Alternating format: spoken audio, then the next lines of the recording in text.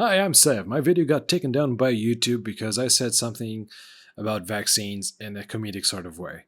They claimed I was spreading misinformation, and I, I, I would say that it was just a joke gone. That's not even gone wrong. The context of the joke was so clearly that I was being satirical. However, this prompted an interesting discussion on Twitch that I brought back because I thought it was, interesting. And I'm going to show you my grievances through there because I actually think me and the chat went through it quite well, and it explains why I thought that the YouTube process was a bit ridiculous, to be honest. I gave them a lot of, margin for error. I gave devil's advocate for many of their decisions and the way and why they do many things, but ultimately I was frustrated by how much I didn't have control over my own video clip, because at the time during the Twitch I actually thought that I could re-upload the video clip. Turns out I can't. Like YouTube, I can show you right now. YouTube basically deemed my clip and not safe. It says I was spreading misinformation, and if I select it, I can't do anything with the clip besides deleting it. And if I actually go into the clip to try and use the YouTube tool set to edit the video and edit the part that is deemed dangerous and misinformation, I can't do it either. It says I don't have privileges to do it. So I don't have access to my own video. I can't edit it. I can't do anything besides delete it. And the thing is, like, I don't have space in my computer to keep all the uploads I've ever made. So that I've made that. And also Twitch has basically deleted that video a long time ago. Like Twitch, I did I recorded that gameplay like 2 months ago. And that's long gone, baby. It's super long gone. And on my computer, I edited it. I placed it on YouTube. I gave it like a week waiting for it to see if YouTube accepted it. And then I deleted it because I don't have enough disk space on my computer to keep all the things that I've edited and created. So I'm actually kind of pissed off that if I feel like at the bare minimum, YouTube should let me use its tools to fix my video. Specifically, since if we don't come into a conclusion, and okay, fine, you don't consider it satire, you don't consider it like it was a joke, you just want all sort of content removed, I'm okay with it. Still, dude, give me the tools to fucking remove it. It was just YouTube being YouTube. Anyways, the conversation that we had afterwards in the stream was pretty good. I enjoyed it. So I hope you guys do too. Bye. Also, that clip that got my video taken down and copy strike on my channel, I'm not going to post it again on this video, but I'll leave the link down below so that you can see it on Twitch. It's basically the rant I'm going to post here is the same one that is on Twitch, but the video is like on the first 30 seconds of the clip, so you don't need to watch it everything. If you're interested in knowing what the clip was, it's there. You can see it there. Now, I'm just going to quickly check my emails. Excuse me. Let's see what YouTube has to say. They confirm that it does violate their policies. That's so bullshit. Okay. Let's quickly look about what I'm violating.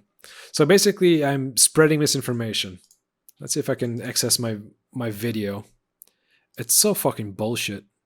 This is the scene that got me get my video down.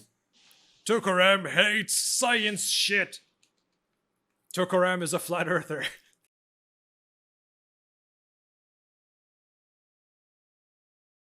That's it. That was it. That was that's the content that got me, get my video knocked down. It's stupid, AI being too strict. YouTube was like, we love democracy. Also, YouTube censors any opinion or statements that is barely out of, this is not even a political issue.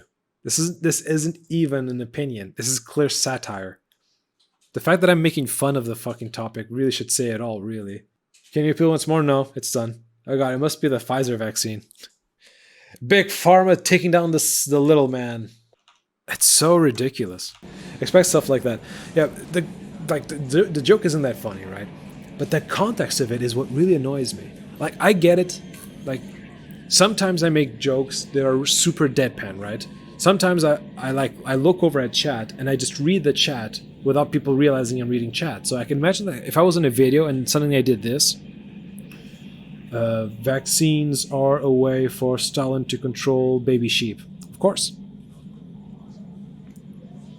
Like that, if I did something like that, like deadpan reading of a comment and just even, obviously it's also satire, but still, I would give YouTube more excuse. I would actually cut that out because, yeah, of course, it can be contrived as misinformation. But on that specific situation, on that clip, you could clearly see me acting my character. I was like, Tukaram! I was using the Tukaram voice. You could see me destroying a lab. I led up to that statement by saying that Tukaram hates science. Tukaram is a flat earther. Two statements that are so ridiculous in that context. And then I went to say that vaccines are a hoax. And in the same voice, it is so obvious that the whole context points to a joke, to a satire, to the fact that YouTube got so gosh darn serious about that. Nah, it's all bullshit. If it's not porn or gore, it shouldn't be allowed. It should be allowed. Yeah, exactly. Even then, like, I understand that there's a lot of misinformation. And YouTube, if anything, YouTube wants to put a notice saying that on this COVID stance, I actually understand that YouTube doesn't want on its platform to be spreading misinformation because COVID, at the time at the height of its panic, misinformation was doing a lot of harm. Like if there's a video on YouTube saying that you should drink bleach because it cures COVID, and people end up doing that, YouTube feels like it has a responsibility because they allow that message in their platform. So I can understand the gray area. I can understand how they really want to be sensitive about it. But this is overcorrection to them to the highest extent. First of all, we're no longer in the height of COVID. So like I actually believe that there's timing relevant to this. If I make a penicillin joke, or if I make a chickenpox joke, it's relevant because of the world we live in. But if I make a Black Plague joke, I'm not going to get a misinformation notice. And of course, COVID is more recent, but again, we're not at the height of it. And second of all, the fact that it's so clearly satire should take into account. Like again, I act the character. It is clear that I'm acting the character. The context immediately before that joke is set. And can't be really taken out of context. And if it is, you can just immediately pull the clip back 5 seconds and immediately, oh, it's a joke. I mean, it's a bot. It can see 90% as DS2 gameplay for fuck's sake. Yeah, but again, just because I will fight you on that, David, because just because I am playing Dark Souls 2 doesn't mean that I can't make political commentary while playing a game. I'm doing it right now. But that in that situation, it was clearly a fucking joke. Just download the video and cut that out. I will have to do it, but I'm a bit annoyed because I do think that was a funny joke. And it does annoy me. I hate the, oh, this is PC gone mad. This is too politically correct. I hate that person. But this is PC gone mad, dude. Are you kidding me? I mean, it doesn't cost me anything besides time, really. I'm not getting monetized out of those videos. I'm not losing subscribers. It's not even hurting my gameplay that much. It's just really that I put a funny joke on a video, and I think that funny joke kind of, and I do think it was a funny joke. The setup was pretty funny, and that joke kind of highlights how I am as a streamer, as an entertainer. I think that joke was well set up. I've said some crazy, stupid shit, but I always have the presence of mind how to set it up properly. And having that removed from my video kind of annoys me. I don't want to do that. I will have to, but I don't really want to. That is fuck shit. If you have something to say, say it. If someone doesn't like it, it's their problem. Alex, that is unfortunately a naive way to see the world. You cannot say something and then say, what? I'm just saying stuff. What's the problem? I'm not, because there is a lot of problems of especially in people with huge platforms to say things that launch people on a mission. There has been recently this I don't know if he's a streamer, this personality This guy who's a super toxic alpha male type, who basically says that women are property, and the dude says it in such like a bro, confident way that people actually believe him. And there's a group, and he has a following that reaches the hundreds of thousands. Right? It's not Greek god. Andrew Tate, exactly, Alex. That guy, his following is quite massive, and his message is getting spread across. Now you might think, yeah, that's just that guy's just a fuckwit. And yeah, he is. He's clearly have this opinion. Just his general opinion, just to give some brief context, is that man's strong and men can overpower women. Therefore, women can't take care of themselves. They need a man, and if because of that, a woman is as weak as a child compared to a man. Therefore, a man owns child, man owns woman. Easy. And that's the sort of guy, that's the sort of logic where I'd love him to go to jail, because it's only a matter of time before he actually does go to jail on rape charges or whatever. And I hope to sweet baby Jesus out there that he discovers that in jail there's always a bigger fish. And some people might just look at him in the jail shower and decide, you know what, I'm going to make you my property. And I hope that he learns that fucking the perceived power isn't everything. You know, that doesn't give you status or height or position in the society. And inclusion of the weaker sexes, like women, just because they're not biologically as large as men, doesn't make you weak. It makes a society function better, right?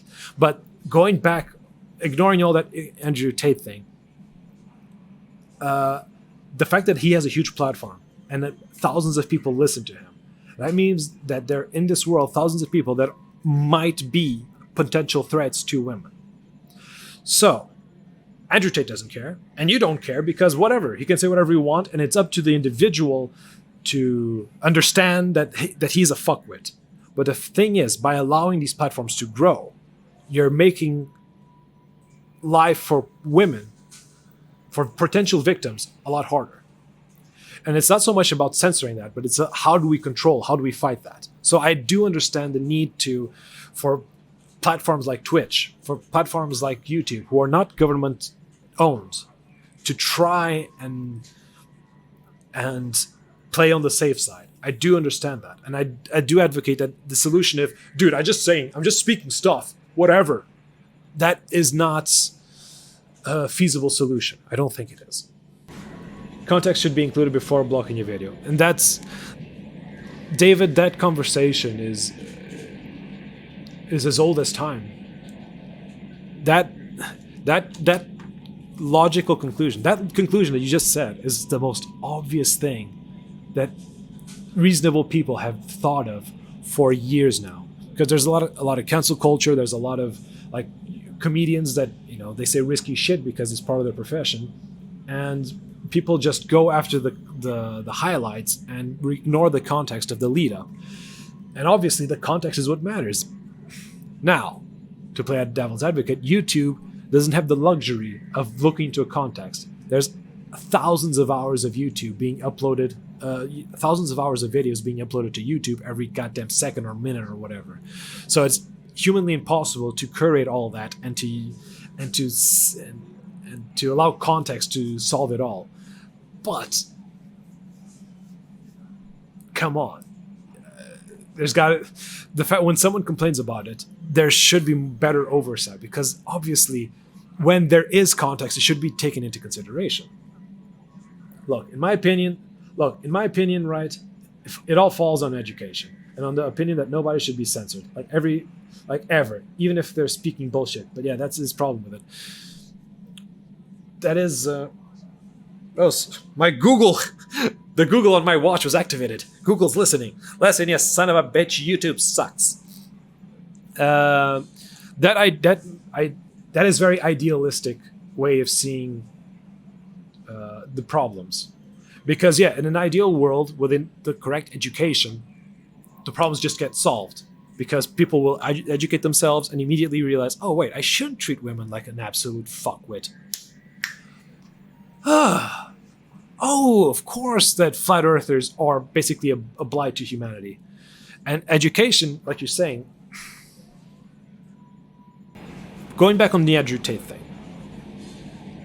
education is the solution. Like, the internet has went through stages. It went through its infancy stages where no one knew how to use it. It was the Wild West. So the internet seemed like a landscape full of potential opportunities and possibilities, and that led to a lot of scamming, led to a lot of intellectual theft. It led to a lot of people getting their identities stolen and all that, and a lot of predatory behavior. Like, the internet in its early stage was dangerous. And as people grew and learned how to use the internet and respect it, they started to realize, okay, I'll not put all my info on the internet. All the sites have some sort of regulation. You know which sites you can trust and which you can't. You're not going to buy $500 worth of merch off a website that has .wordpress at the end of it, because you know that you're going to lose your cash. So people have learned how to use the internet. However, now the internet is going through what I like to call its puberty stage. Now the people that are learning to use the internet are not young kids, but they are the adults who are not tech savvy, and grandparents, the Facebook generation, basically. So there's this new wave of people that look at the internet and start to believe, oh, there's something on the internet. It must be true. And they start to spread it through their families and etc. And there are these not tech-savvy people who build communities out of their stupidity. And that shit happens because that's the beauty of the internet. The thing that the internet does the best is also what the internet does the worst, which is you can find a group of people who think and are like you. That's beautiful. If you are an introverted gamer who's just looking for other bros to play with, the internet is a beautiful, magical place. If you are a racist bigot moron who's just looking for more racist bigot morons to burn the world, the internet is a wonderful, magical place. And the internet is going now through its puberty stage. And it feels like there's so many cases of people like Andrew Tate, like a crazy Canadian person who thinks she's the queen or whatever, of Donald Trump, who now knows that there are so many there's so many groups of people that they can prey upon, they can impress, or they can mold or imprint on. And that shit is fucking, and like Alex said, the solution to that is education. The internet needs to grow out of its puberty stage. It's going to take a while, and Alex ultimately is right, but I do think that if you just assume that let the fire go and it will put itself out, you might end up burning more of the village than you need to. Sometimes you shouldn't wait for the education. Sometimes you need to be active in de-educating. So that's why I don't really subscribe to that idea of, hey, listen, I'm just saying things, and if you believe them, that's your fault. That's a bit too simplistic. Being a gamer is mainstream. Yeah, also that, true. It's like I said, in the earlier stage of the internet, this is when the gamers adopted it, there was a lot of problems, but we kind of grew up with it. So now we're used to the internet. We're used to all this mainstream shit.